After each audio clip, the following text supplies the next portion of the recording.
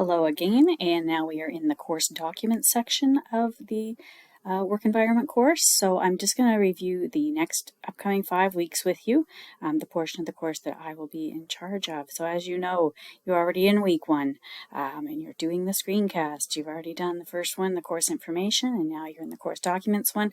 When you're finished with this information, there is one document I wouldn't mind if you took a look at. It is 10 errors of grammar and spelling that I would prefer that you avoid as good communicators and college level writers. So have a look at that as the second to last thing in week 1. You will also be completing a discussion board post for me, but we will talk about that as we conclude this section. So week 2, next week, you will be exploring the Georgian Library videos related to this course. You will also be completing a research in the work environment quiz related to the content. So the description is here, but the content is in this folder actually below. Researching for work is where you will start.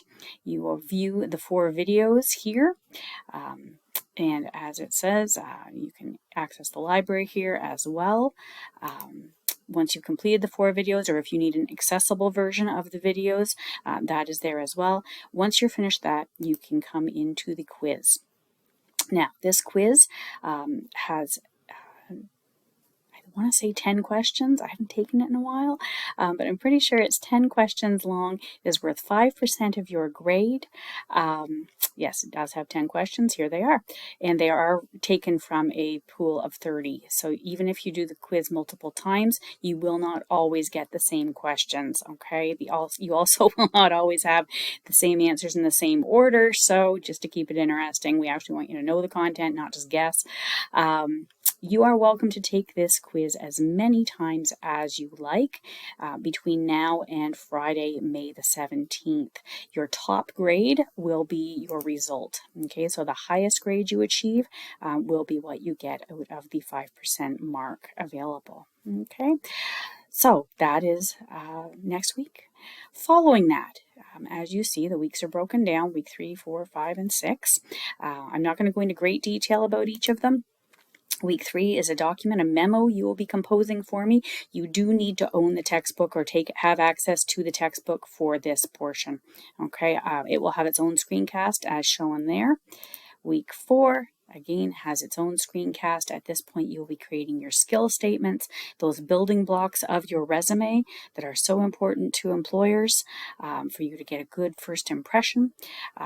This is quite a detailed week. As you see, there will be quite a bit of reading involved.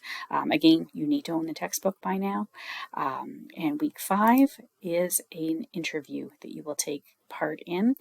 You will be downloading a tool called Flip, but I will get into more detail about that during week 5 when you have access to this screencast as well.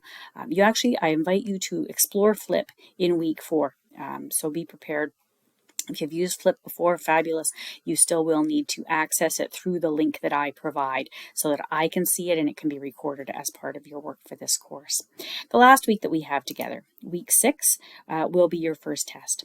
As is shown, it is based on chapters 15 and 16. Now, luckily, chapter 15 you will have covered for the composition of your skill statements, and chapter 16 you will have covered as you prepare for your employment interview in week 5. So this test is a review of the content that you will have already conquered for the course. It is worth 10% of your mark. As it says, it is a 25 question test, again taken from a much larger pool. You have 1 attempt at this test.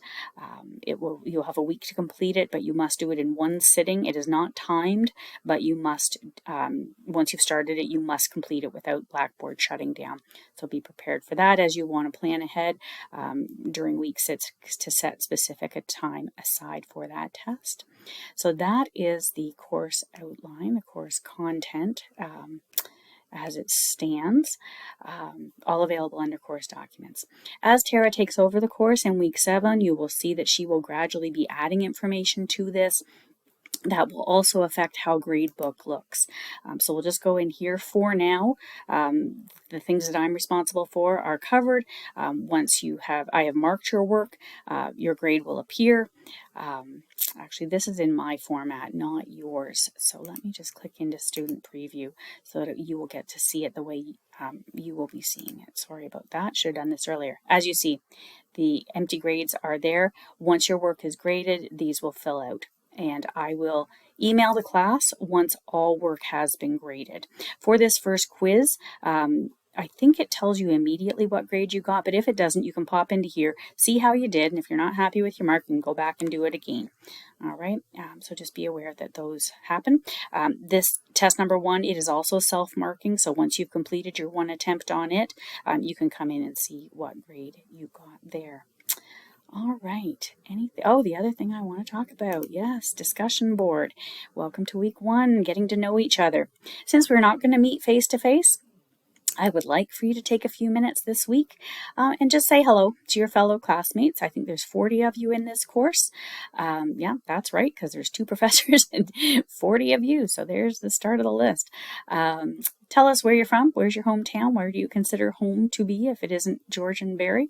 What you were doing this time last year just helps me know, if you've been in school before, if you've come straight out of high school, if you've been working, gives me an idea of your experience. What are you studying here at Georgian? What semester are you in? What have you learned already? And what is the end goal? And how do you manage your time? And if you want to focus on time management for an online course, if you have special tips and tricks that you're willing to share with your fellow students, that would be appreciated. And if you can complete that discussion by Friday, May 10th at noon, that would be great. It is not graded, but it is something to prove that you know how to use the discussion board and that you're ready to get rolling in the course. As you see, we will come back here in week 3. You'll be posting your memo here as well, but we'll talk about that in more detail when we get to week 3.